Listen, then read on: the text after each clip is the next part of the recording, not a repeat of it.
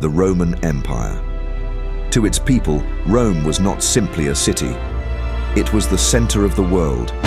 Its roads stretched farther than anyone had imagined possible. Its armies marched across continents. Its laws shaped civilizations. Its emperors ruled over millions. To be Roman was to believe that history itself had reached its final chapter. Empires had risen before. Empires had fallen before. But Rome was different. Or so they believed. For nearly 200 years, the empire enjoyed an age of extraordinary stability. From the reign of Augustus to the final years of Marcus Aurelius, Rome entered what historians now call the Pax Romana, the Roman peace. Trade flourished from Britain to Egypt. Grain ships crossed the Mediterranean without fear. Merchants carried silk from the east.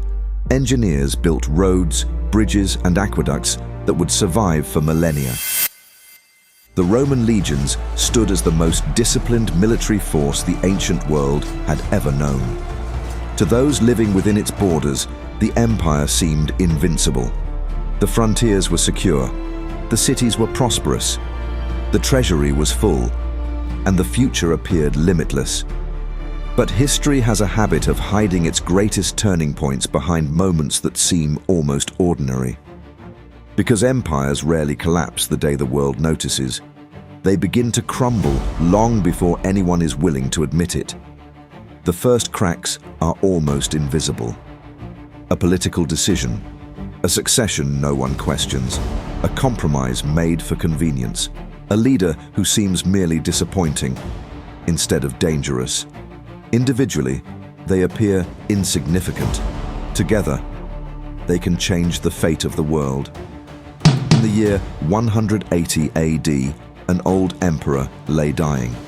His name was Marcus Aurelius, a philosopher, a soldier, one of Rome's most respected rulers.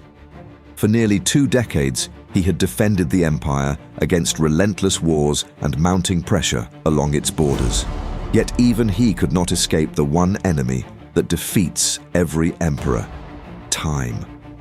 As his life came to an end, the fate of Rome rested on a single decision.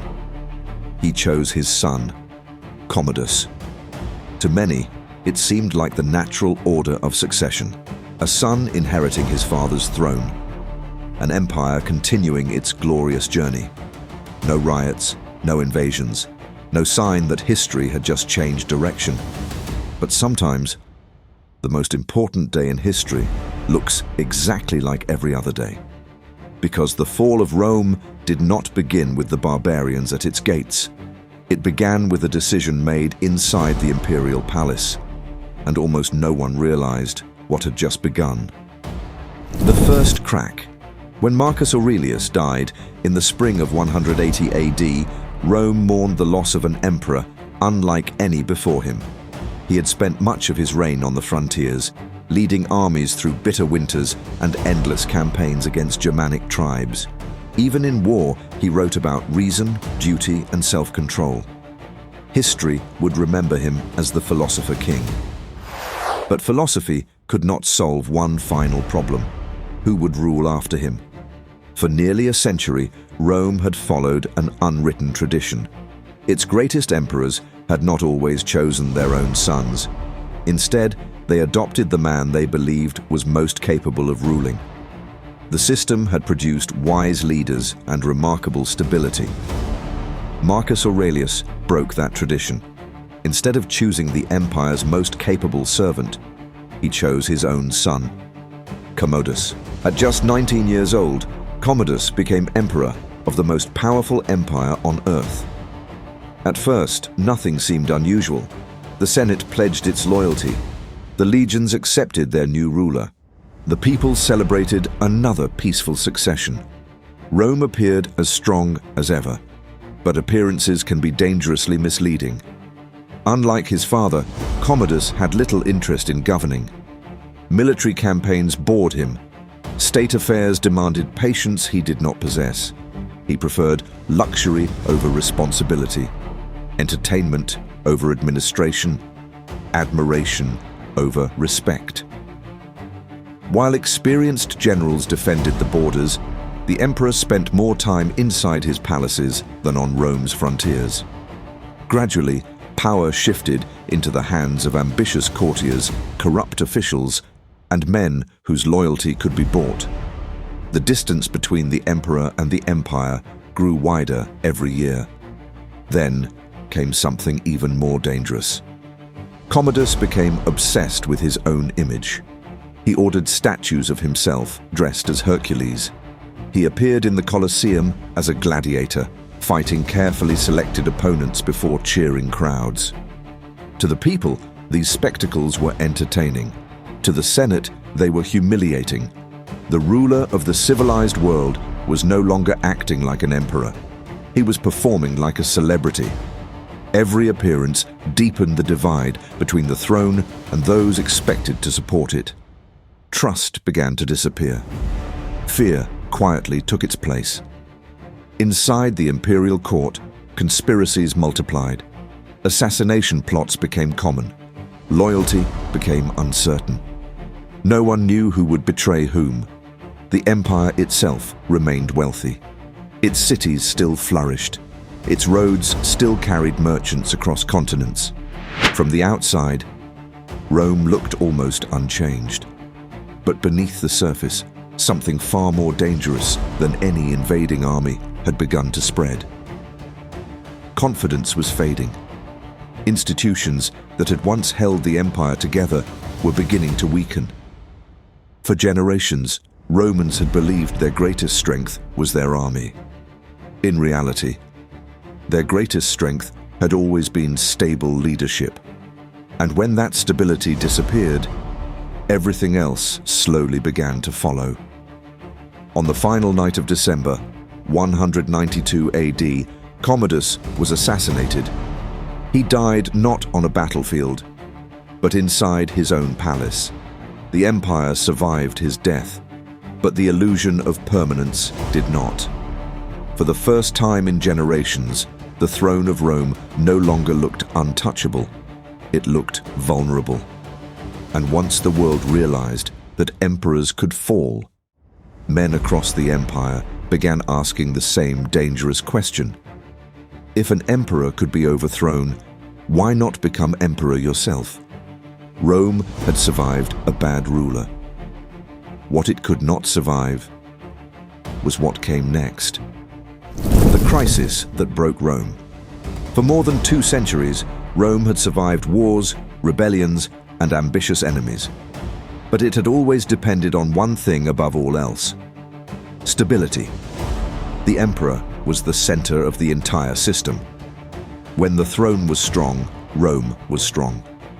When the throne became weak, the entire empire began to shake. After the assassination of Commodus in 192 AD, Rome entered a period unlike anything it had experienced before. A struggle for power, a struggle that would reveal a terrifying truth. The greatest threat to Rome was no longer outside its borders. It was inside them. In the years that followed, emperors rose and fell with astonishing speed. Some ruled for years, others lasted only months. Some were killed by enemies, others were murdered by the very soldiers who had placed them on the throne. The imperial title, once a symbol of absolute authority, had become a prize worth killing for. And the Roman army discovered something that would change history forever. The army did not just defend emperors, it could create them, and it could destroy them. In 235 AD, a new crisis began. The emperor Alexander Severus was murdered by his own troops. His death opened the door to a new era, an era historians would later call the crisis of the 3rd century. For nearly 50 years, Rome would experience political chaos, economic collapse, foreign invasions, and civil wars. It was a crisis unlike anything the empire had faced before. One emperor replaced another, then another, then another. The people of Rome watched the impossible happen. The world's greatest empire could not keep a stable ruler on its throne. But political chaos was only the beginning. The empire was also facing enemies on every frontier. Along the Rhine and Danube rivers, Germanic tribes pushed against Roman defenses. For generations, Roman soldiers had guarded these borders. But now, the empire was forced to fight everywhere at once. And in the east, a powerful new enemy appeared: the Sasanian Empire of Persia. Unlike previous enemies, Persia was not a small kingdom seeking survival. It was a sophisticated empire with ambitions of its own. Rome was trapped between two worlds: enemies from the north, a rival empire from the east, and chaos within. Then came another disaster. A deadly plague swept across the empire. Cities lost thousands of people, trade slowed, armies weakened, the population declined. For an empire built on millions of citizens, fewer people meant fewer workers, fewer soldiers, and fewer resources. But perhaps the most dangerous wound was economic. For centuries, Roman coins had represented the strength of the empire. But as wars became more expensive, emperors began reducing the precious metal inside them. A coin that once represented Roman power slowly became a symbol of desperation. Prices increased, trust disappeared, and ordinary people felt the weight of an empire struggling to survive. By the middle of the 3rd century, Rome was no longer fighting one war. It was fighting for its existence. The empire itself began to break apart. In the west, one ruler claimed power. In the east, another. For a moment, Rome was no longer one empire. It was several competing worlds. Yet Rome refused to die. In the middle of this darkness, one man appeared. His name was Aurelian, a soldier, a commander, a man who inherited an empire that seemed impossible to save. When he took power in 270 AD, Rome had lost control over vast territories. Many believed the empire was finished, but Aurelian did what few thought possible. He fought, he marched, he reunited. One victory after another, he restored Roman authority. The empire that had been broken into pieces was whole again. But Aurelian's achievement revealed something important. Rome could still survive, but it could no longer survive the way it had before. The old system was gone. The empire needed to change. And the men who came after Aurelian would attempt the greatest transformation Rome had ever seen. A transformation that would decide whether Rome lived or finally disappeared. But Aurelian's achievement revealed something important. Rome could still survive, but it could no longer survive the way it had before. The old system was gone. The empire needed to change, and the men who came after Aurelian would attempt the greatest transformation Rome had ever seen. A transformation that would decide whether Rome lived or finally disappeared.